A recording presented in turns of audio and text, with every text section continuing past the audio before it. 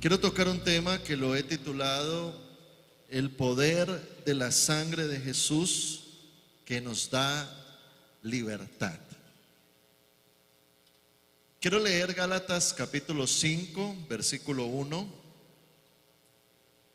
Escribiendo el apóstol Pablo, él dice: Estad pues firmes en la libertad con que Cristo nos hizo libres, y no estéis otra vez sujetos al yugo de esclavitud. Qué interesante esta palabra que da el apóstol Pablo, porque él nos llama libertad. Y es algo contradictorio a lo que nos llama el mundo y Satanás, porque Satanás nos llama esclavitud, no a libertad, sino a esclavitud. Tenemos que reconocer que antes de conocer a Cristo, dice la palabra, todos hemos pecado, estamos destituidos de la gloria de Dios y venimos de estar en prisiones. Hay veces cuando hablamos de someternos a Dios, o como dice el apóstol Pablo, esclavos de Cristo, no nos damos cuenta de que en el mundo éramos esclavos.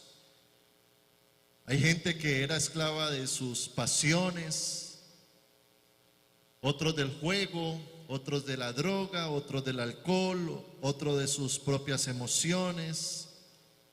Y la verdad es que cuando usted y yo nacemos de nuevo a una vida cristiana, una de las funciones que Dios quiere hacer en nosotros es entrar a romper las cadenas. Y eso es un derecho. De hecho, la libertad es un derecho de un hijo de Dios. Por lo tanto, una persona puede llegar a Cristo y llegamos bajo opresiones, ataduras, maldiciones, pero algo que necesitamos entender es el derecho al cual usted y yo tenemos acceso, y uno de esos derechos es la libertad. Hay gente que asiste a una iglesia pero no es libre. Hay gente que aunque quiere congregarse o quizás abrir su Biblia, sigue en ataduras, en maldiciones, en opresiones. Y allí es donde necesitamos primero tener una mentalidad donde digamos: yo sé que yo ahora tengo derecho a mi libertad. La libertad empieza por la revelación de Dios a tu mente. Y esa revelación viene por el conocimiento de la palabra de Dios. Jesús dijo en Juan capítulo 8, verso 31, y conoceréis la verdad, y la verdad os hará libres. Entonces, la libertad es el resultado de la verdad en tu mente. Y la verdad viene a través del conocimiento, y conoceréis la verdad. Y eso es tan importante porque usted va a obtener lo que usted crea. Usted va a vivir aquellas cosas que usted da como hecho y como una realidad. Por eso una persona que se encuentra en una atadura o en un vicio, lo primero que tiene que creer y declarar es que es libre. Esa libertad empieza en la mente. Y cada uno de nosotros tenemos derecho a esa libertad. Hay personas que hoy en día están adictas a la droga, al vicio, a la adicción. Otros están esclavizados a su trabajo. Otros cargan opresiones de odio. Otros están en la miseria, en la pobreza, en la crisis familiar. ¿Cuánta gente hoy en día no se encuentra con enfermedades mentales, psicosis, locura, obsesión, delirio de persecución, esquizofrenia, gente que ve cosas raras? Otros están deprimidos, otros están con una tristeza excesiva. Otras personas están a causa de la presión satánica, están enfermos. ¿Cómo es posible que una persona por demonios caiga en una enfermedad? La Biblia habla de una mujer encorvada. Llevaba como 18 años encorvada, es decir, así, y se acerca donde está Jesús. Imagínense una persona así que no puede enderezarse 18 años. Y la mujer vivía así, ya era anciana. Y se acerca donde Jesús. Y Jesús no ora por sanidad, sino que la libera. Demonio sale, y el demonio sale y la mujer ¡vrum!, se levanta y se endereza. No todas las enfermedades son causadas por demonios, pero hay demonios que enferman a muchas personas. ¿Cómo es posible que una persona esté sometida a tal postración a causa de influencias demoníacas? Otras personas viven bajo el engaño de Satanás. Satanás parece que se ha adueñado de sus mentes, los tiene atemorizados con pensamientos negativos. Hay personas que han caído en una cautividad, mujeres que entran en una condición en su cuerpo físico como la anorexia, la bulimia. Y eso, más que ser una enfermedad física, es una enfermedad mental. Y algo que no podemos ignorar es la realidad del diablo, que el diablo anda como león rugiente buscando a quien devorar. Él quiere atar, él quiere oprimir. Jesús dijo, él no vino sino a matar, hurtar y destruir. Entonces, hay una realidad espiritual que usted y yo no podemos ignorar, sino conocer, entender y saber, en medio de ese ataque del enemigo, en medio de la condición en la que nos podamos encontrar, entender que en Cristo tenemos un derecho, y ese derecho se llama libertad. Por eso leíamos al principio donde el apóstol Pablo dice: vivan pues en la libertad en la que Cristo los hizo libres. Vivan pues, es decir, de que es un estilo de vida en libertad. Vivan pues en la libertad en la que Cristo los hizo libres. Así es que todo lo opuesto a esa palabra es el diseño del diablo. Y el diseño del diablo yo no debo de aceptarlo, sino declarar la verdad que fue revelada a mi vida y trae libertad. Ahora, ¿qué usa el diablo para influenciar, para dañar, para destruir? Y de eso le quiero hablar en este día. En primer lugar, las maldiciones generacionales. Cuando se habla de maldiciones generacionales, es aquella semilla de iniquidad que se transfiere de generación en generación. Es tremendo pensar cómo afecta nuestra vida y nuestro mañana la herencia que traemos. Fíjese que en el esperma, eso tan pequeño, tan minúsculo, hay una serie de contenidos biológicos, físicos, espirituales, emocionales. Porque en ese esperma, y cuando se une a ese óvulo de la mujer y se concibe una criatura en un vientre, mire cómo hay una transferencia de códigos genéticos, donde ahora el hijo se parece al papá, o le saca la nariz a la mamá, o le saca la estatura, el color de piel. Pero también no solo heredan el área física, sino también heredan talentos, heredan también temperamentos. Pero dentro de ese código genético también va incluido un código de iniquidad que se transfiere de generación en generación. Y habla la Biblia de algo que se hereda de los padres. David, en el Salmo 32, él dice: en pecado me concibió mi madre. Es decir, que nacemos como en déficit. Ahora, Éxodo 34:7 dice la palabra: de ningún modo tendrá por inocente al malvado, que castiga la maldad de los padres en los hijos y en los hijos de los hijos hasta la tercera y cuarta generación. Entonces parece que hay una transferencia de un código genético que se transfiere desde el tatarabuelo al bisabuelo, al abuelo, a los padres, y ahora recae sobre mí. Yo recuerdo en alguna ocasión visité a una persona, fui a su casa, entré allí y cuando yo me encuentro era como un inquilinato largo y resulta que yo entro y él vivía con la esposa en uno de los cuartos del inquilinato. Realmente la condición en la que vivían era de mucha escasez, de mucha pobreza.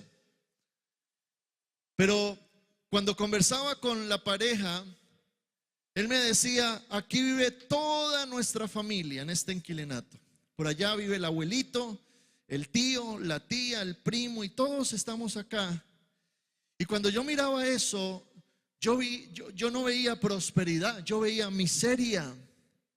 Y muchas veces acarreamos sobre nosotros ese tipo de maldiciones que se llama ruina. Porque la ruina no es una bendición, es una maldición. Ruina.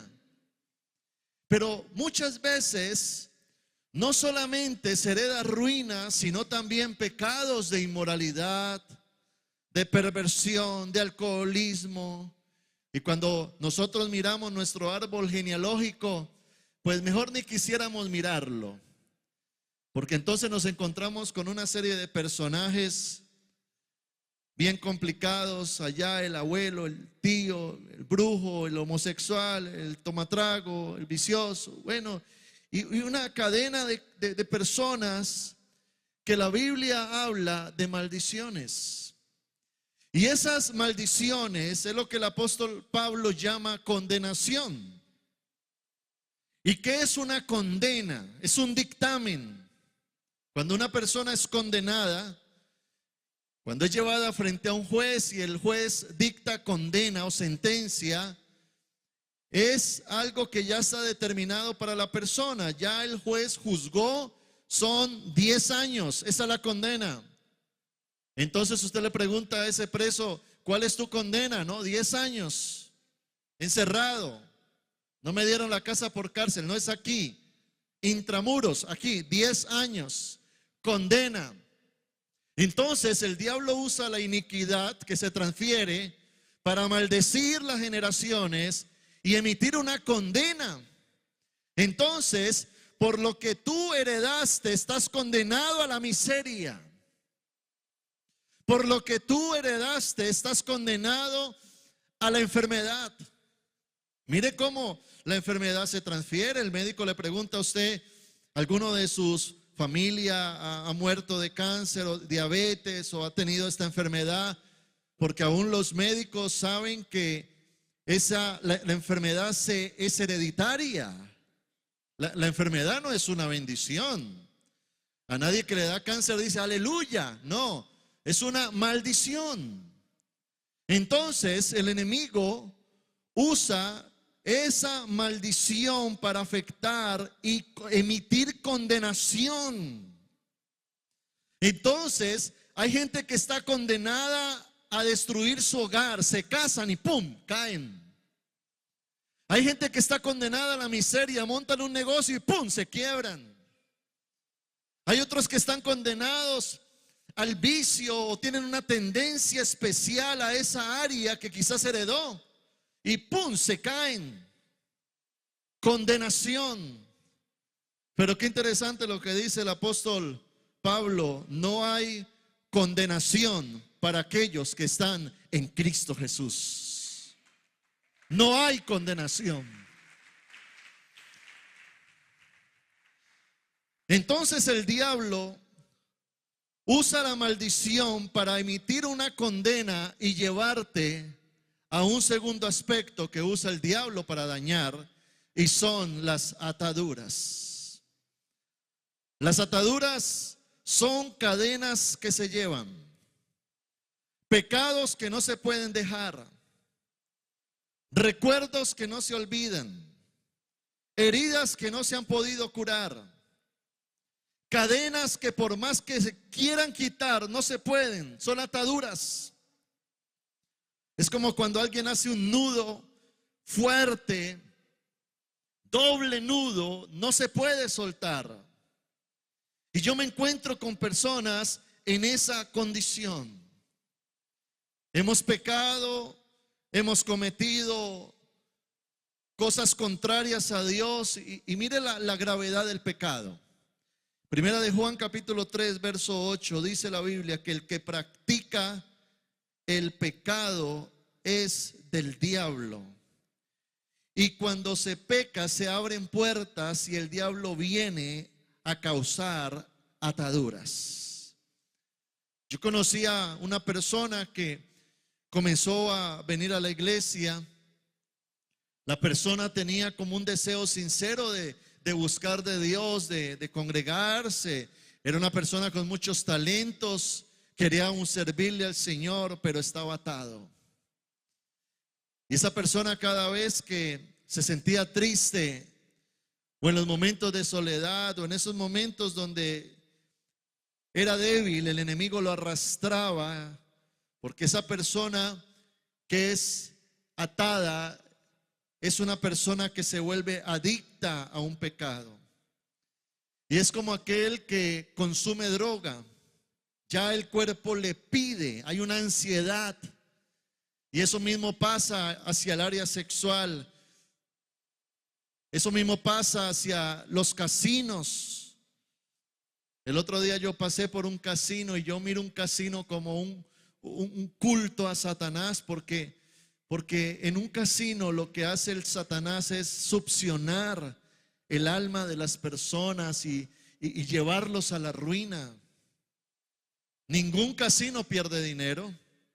Los que pierden son los que van allá a jugar. Yo conocí una persona hace varios años y esa persona llegó a la iglesia y llegó muy mal porque era adicto al juego. Y esa persona llegó diciendo: pastor, ayúdeme, tengo mi hogar destruido. Tenía una casa y llegué al punto de llevar las escrituras de mi casa allá al juego y perdí mi casa. Y tenía varios taxis y comencé a perderlos.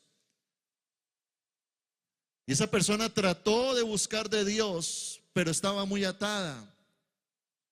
Y recuerdo que esa persona a lo último perdió el último taxi que tenía, quedó en la ruina, su hogar destruido, ya su mujer no se lo soportaba y terminaron. Y el hombre terminó en la miseria total por esa cautividad. Esas son las cadenas demoníacas que no le permiten avanzar a una persona. Pero qué interesante es que en medio de esa condición nosotros tengamos revelación de la verdad. Porque el enemigo lo primero que quiere hacer creerte es que tú no puedes ser libre. Y ese es el engaño del diablo. Ahora, cuando tú coges una mentira y la traes a tu mente y la crees, la conviertes verdad en ti. Y eso se llama engaño.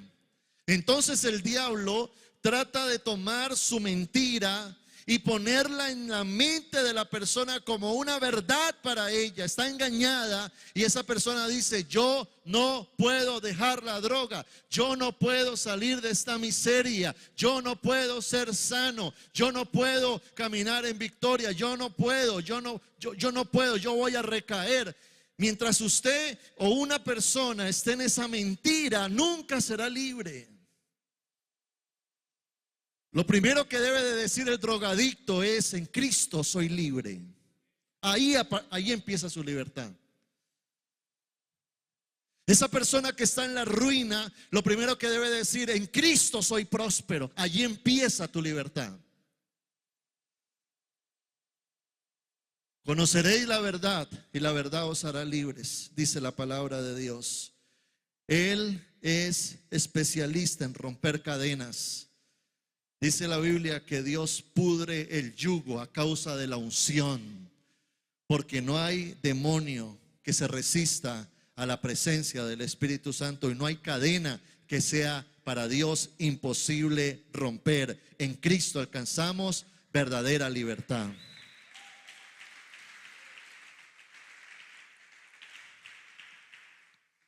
Y lo otro que usa el enemigo son las opresiones. ¿Qué es una opresión? Una opresión es una carga pesada que recae sobre una persona. Es la manera que usa el diablo para amedrentar, para llenar a la gente de temor, de dudas, de incredulidad.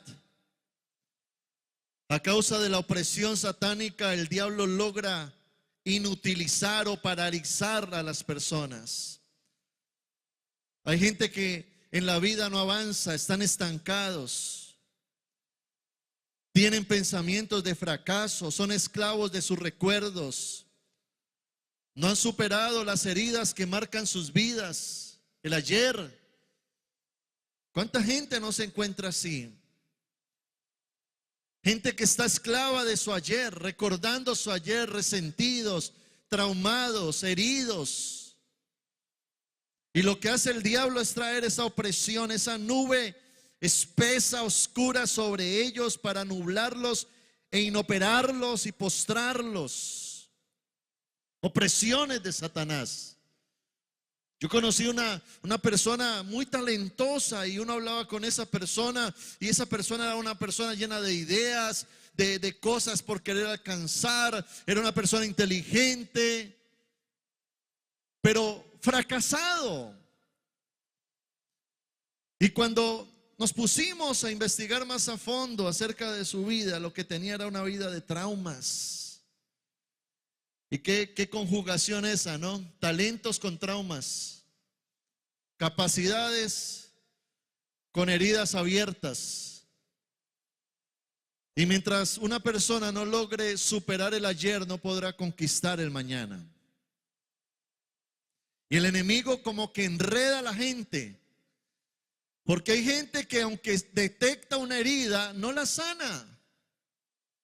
Parece que se quedan es contemplando la herida. Ahí está el trauma, hace parte de mí. Y el enemigo como que les dice, no, esto no lo vas a superar, esto se va a repetir. Si tú olvidas, no, espera venganza. Esa persona tiene que pagar por eso. Y cuánta gente no anda acarreando con amargura en su corazón, resentimiento, falta de perdón. Sí, y andan con un bulto encima y pretenden correr en la vida y salir adelante cuando andan escargados. Sentimientos de culpabilidad, de pecado, autocondenación. Entonces, por supuesto, ven su pasado tan nublado que miran hacia adelante y ven el futuro con pesimismo. Y eso habla su boca maldición.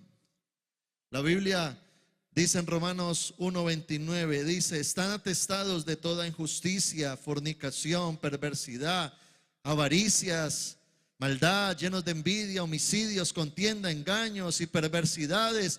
En otras palabras, están oprimidos por Satanás. Pero hoy le tengo una buena noticia y es que Dios nos llamó a libertad. Por eso, ser cristiano va más allá de un carnet o de un tipo de título, soy cristiano. Porque, ¿qué sacamos diciendo yo soy cristiano y ando todo oprimido, todo atado, en la ruina, adicto a un vicio, en la tristeza, un vocabulario incorrecto? Y uno sí que ve en esta semana precisamente tanta religiosidad.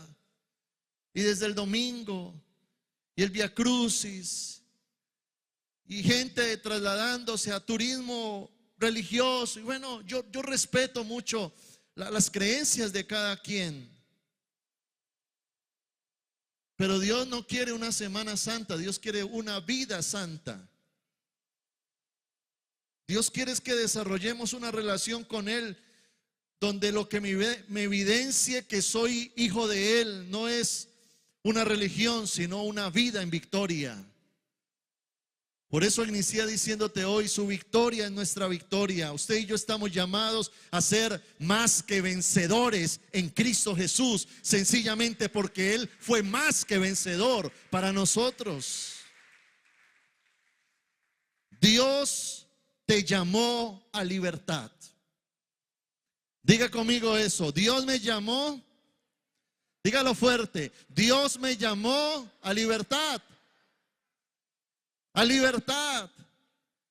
Quizás usted pueda estar en un proceso o quizás una persona está luchando o con algo, quizás está en una condición en la que lo dejó la maldición, pero entiende ahora, Dios me llamó a libertad.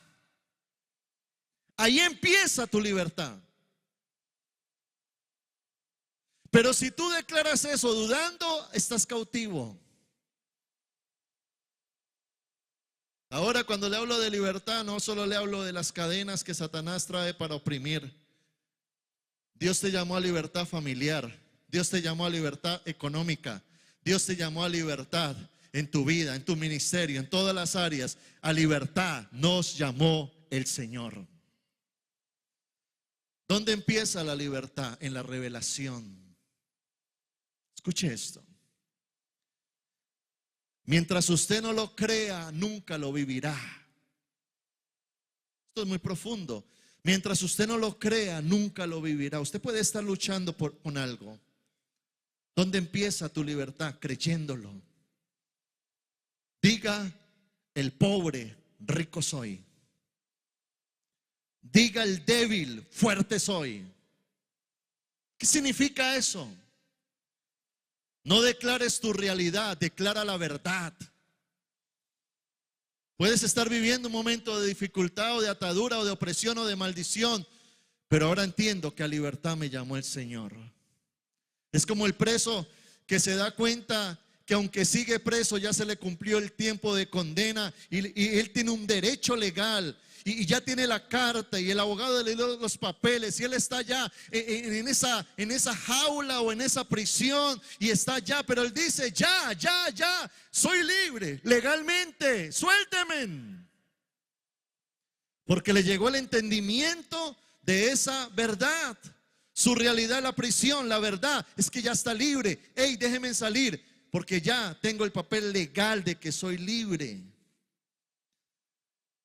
Tu libertad empieza en entender la victoria de Cristo en la cruz del Calvario. Primera de Pedro, capítulo 1, verso 18 al 19. Dice la palabra, pues ya sabéis que fuisteis rescatados de vuestra manera de vivir, la cual recibiste de vuestros padres. Mire, maldiciones, opresiones, ataduras. No con cosas corruptibles como oro o plata, sino con la sangre preciosa de Cristo, como de un cordero sin mancha y sin contaminación. Nunca se me olvida un testimonio, y en alguna ocasión lo conté, de un pastor que escuché dando una charla. Él venía de Nueva York, era puertorriqueño, pero muy pequeño, llegó al Bronx. El Bronx en Nueva York es como La Hoya, los lugares de los drogadictos, de los vicios. Y él se crió allá con una mamá prostituta, unos hermanitos abandonados, y como a los 7, 8 años, 9 años le tocó salir como un gamín a la calle. Jovencito, 12, 13 años, comenzó a consumir droga, luego comenzó a vender droga en todo ese ambiente. Pero como a los 17 años tuvo un encuentro con Jesús. Y él contaba su testimonio y decía, a mí se me reveló Cristo. Y cuando Cristo se revela a una persona, cambia la mentalidad. Y ese hombre hoy en día es un pastor. Y lo que me impactaba de su testimonio, él decía, yo conocí a Dios, me metí con Él, me consagré a Él. Dios me dio una esposa cristiana. En un matrimonio tuvimos hijos. Y él decía, ahora nuestros hijos son personas profesionales, personas bendecidas, tienen sus hogares, le sirven a Dios, porque Dios vino a cambiarme la vida en dos y a cambiar mis generaciones de ahí en adelante. Mire que lo que quiere el diablo es repetir, replicar las historias. Y si usted mira a su familia, hay muchas historias replicadas o repetidas.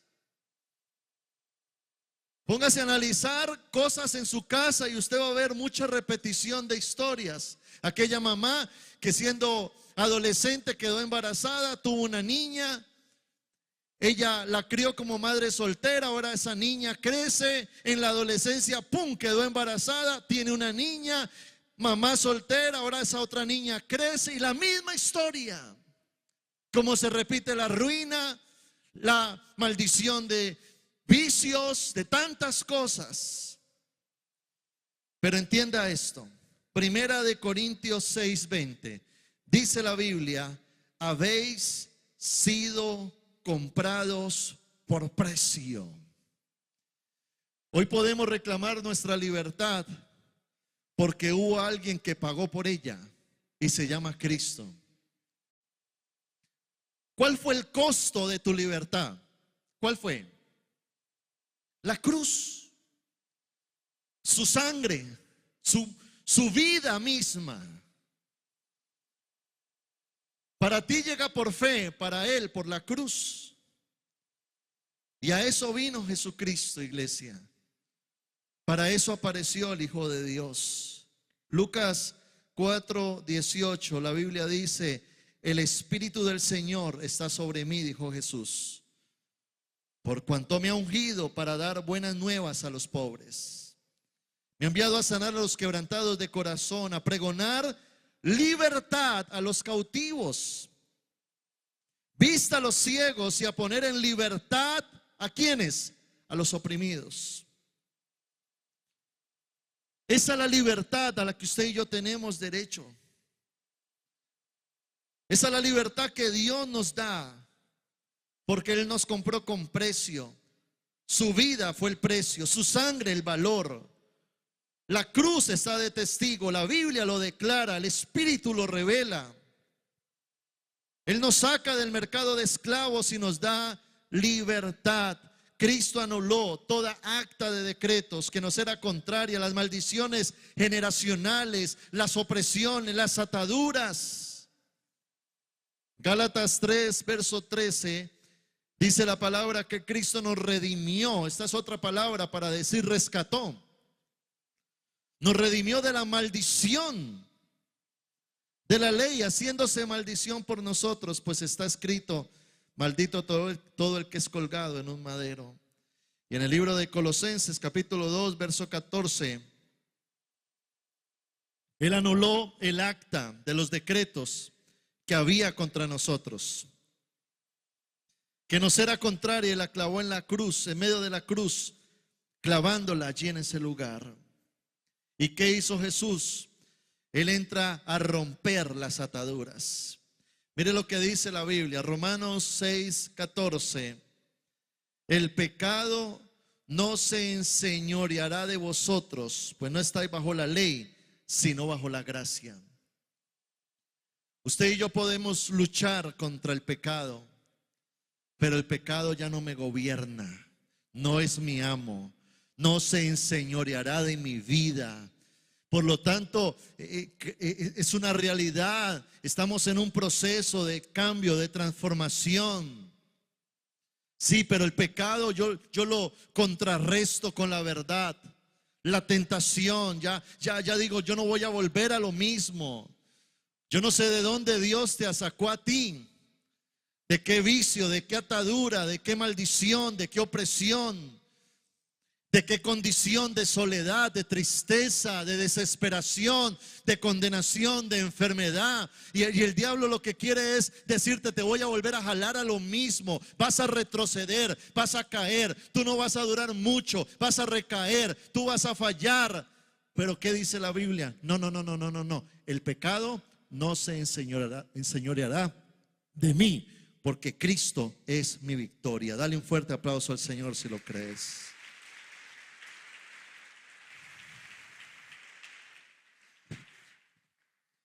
Por eso murió Jesús de esa manera tan brutal, porque Él llevó tus cargas en sus manos. Dice la Biblia que cuando a Cristo lo llevaron, lo ataron. ¿Sabe por qué Jesús permitió que lo ataran? Él nos ató, se permitió atar para darte a ti libertad. Todo lo que Cristo hizo en la cruz trae sobre ti un beneficio. Por sus llagas hemos sido curados. Es decir, que lo que afectó su cuerpo ahora beneficia a mi cuerpo. Sanidad. Si Él fue atado, yo soy libre. Si Él cayó, yo soy levantado. Si Él murió, yo tengo vida. Para eso apareció Jesucristo. Él rompe las cadenas, Él trae libertad. Él viene a levantarte, a darte la victoria. Y no solo eso, sino que no solo te da libertad, sino que te vuelve victorioso. Y te vuelve una persona que te envía a rescatar a otras personas. Porque esa es la mayor victoria. Que Dios no solo te saque a ti de la esclavitud, sino que ahora Dios te use para sacar a otros de la esclavitud. Allí es cuando Cristo dice: valió la pena mi sacrificio por ti. Termino con un texto que está en Jeremías 1:10. Y es una palabra profética. Dios dice: mira que te he puesto en este día sobre naciones y sobre reinos, para arrancar y destruir, para arruinar y derribar, para edificar y plantar. Qué tremendo que el diablo te mete en la esclavitud, pero Dios te lleva a la libertad, a la bendición y a la posición. Y Dios te da autoridad para que en Él camines en victoria. Y lo interesante es que esta palabra hoy surta un efecto en ti. Y el efecto principal es que esta verdad se revele a tu interior. Porque allí empieza tu milagro, cuando tú lo crees. No cuando lo ves, sino cuando lo crees. Tú puedes hoy estar enfermo, pero tu milagro empieza cuando tú crees en tu sanidad. Tú puedes estar hoy pasando un momento económico de opresión, de ruina. Tu prosperidad empieza cuando tú crees en lo que tienes derecho como hijo de Dios. Y allí es cuando Dios te llama no solo a creer, sino a declarar. Usted nunca va a ser una persona victoriosa con un vocabulario incorrecto. Tenga fe, declare fe. No declare maldición, porque usted no es un maldito. Y el hecho de que estés luchando contra un pecado no significa que seas un pecador empedernido. El hecho de que estés luchando con tu economía no significa que eres un arruinado. A libertad nos llamó el Señor. Vivan pues en la libertad en la que Cristo los hizo libres. Ahora, después de creerla, conquístela. La libertad es una conquista. Wow. Y cuando se conquista, se valora. Vaya, pregúntele a un preso que ahora está libre, a ver si valora su libertad. Wow, claro, yo sé lo que es estar preso. Luche por su libertad, es su derecho. Usted tiene derecho a ser libre, porque Cristo nos hizo libres.